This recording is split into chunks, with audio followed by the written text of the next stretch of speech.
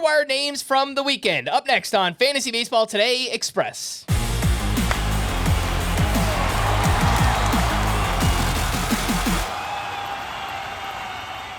Welcome into FBT Express on Monday, May 18th. I am Frank Stanfield, joined by Chris Towers, and let's take a look at some waiver wire ads from this weekend. And the big name we got was Colt Emerson, called up by the Seattle Mariners.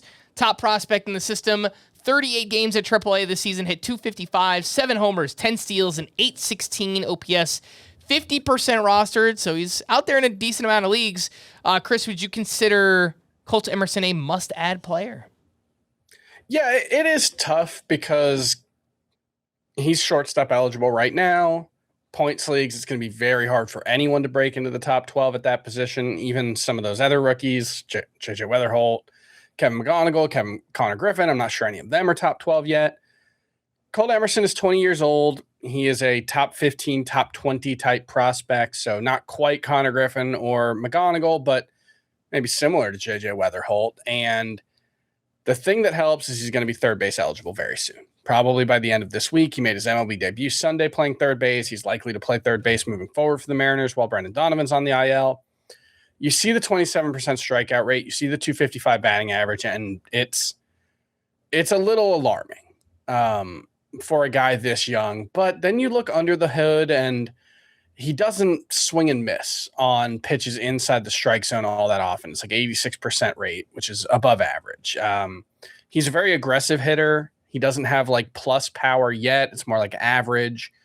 So he's still definitely a work in progress, but I think you have to view a guy like this as a must-add player just because what if it works out? You know, development for young players is not linear, and some guys who struggle a bit at AAA come up to the majors, catch lightning in a bottle, and are really, really good. So I think there's a chance for that with Colt Emerson.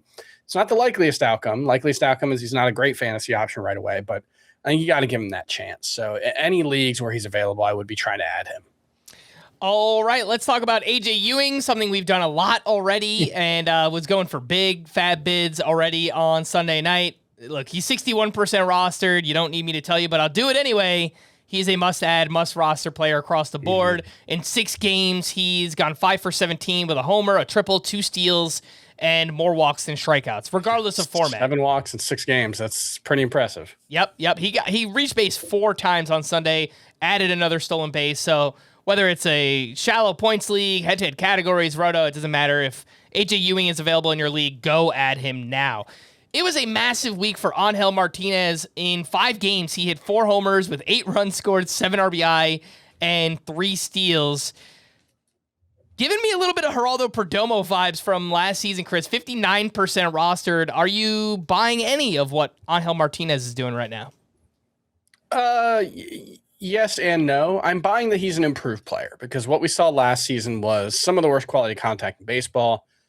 It's still not great. It's 88.6 miles per hour. And that's where the Geraldo Perdomo of it all comes in, right? Geraldo Perdomo took this big step forward, mostly by going from some of the worst quality of contact in baseball to just merely bad. And Angel Martinez is kind of going that same way. What you're seeing with Angel Martinez, though, is he very much has an A swing and a B swing. And if you look at the bat speed data, what you see is, especially batting from the right side of the plate, his most common bat speed swing is right around where it was last year. But then you see this second bump right around like 75, 77 miles per hour, which is legit bat speed, where when he gets into one, he can really drive it. We've seen 8 batted balls this season that were hit at least as hard as his most hard hit ball last season. There is something here with Angel Martinez. It's not a total fluke. That being said, he's being shielded from some of the tougher righties. I think that's helping a lot of the underlying numbers. He doesn't quite have Geraldo Perdomo's plate discipline. Actually, his plate discipline is not very good, while Geraldo Perdomo's is excellent. So there's some Perdomo there. But I think Angel Martinez is most likely going to be left on the waiver wire in the long run. But if you want to add him now, I think that makes sense too. Yeah, I think he's a totally fine Jose Altuve replacement who went on the IL with an oblique strain. Amongst outfielders, I think he's still pretty clearly behind AJ Ewing and JJ Bleday and some of the other, like Ryan Waldschmidt. Would you agree with that? Angel Martinez behind those names? Yes. Okay. Let's take a quick break, and we'll be back right after this.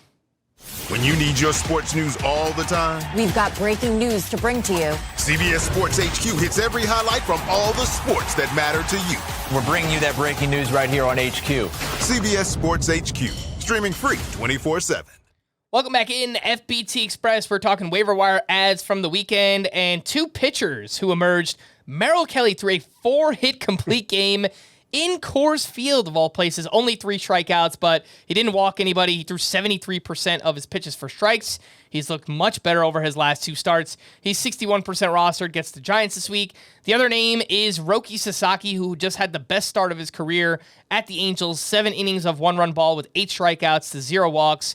Threw 76% of his pitches for strikes.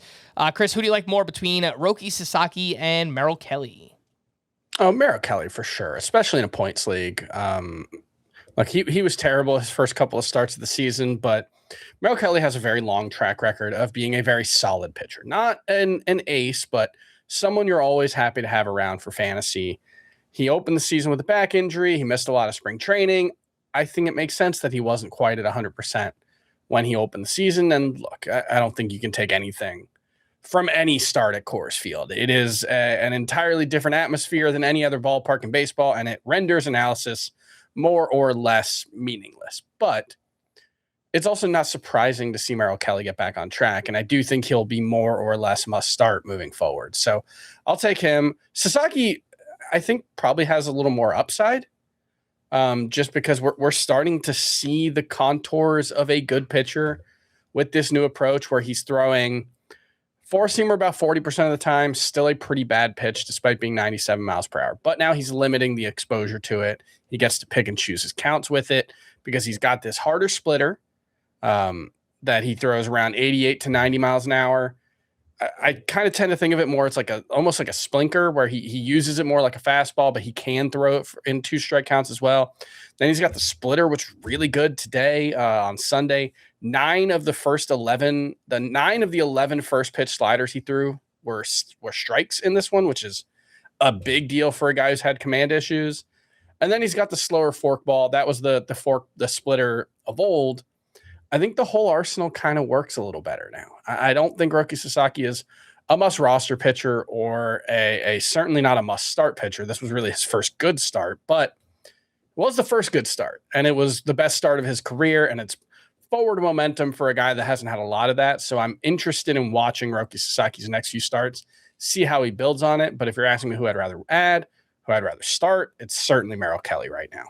The last name I'll ask you about here is Casey Schmitt, who just continues to hit 4 for 5 with 2 homers on Saturday. He had 2 more hits on Sunday.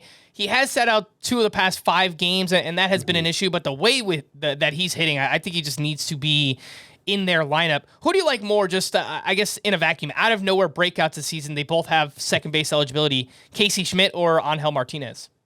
I think I'd go with Casey Schmitt. I think the overall skill set's a little stronger, and it's not just second base, first base, second base, and third base. I think that's a nice thing to have. You know, I think Casey Schmitt's probably a marginal player in the long run. You know, not someone I think is going to be 28 homers or anything, you know, maybe 18 to 22, something like that. But the first base, second base, third base eligibility, most weeks you'll have a spot for him in your lineup somewhere. And I think that's super helpful to have around.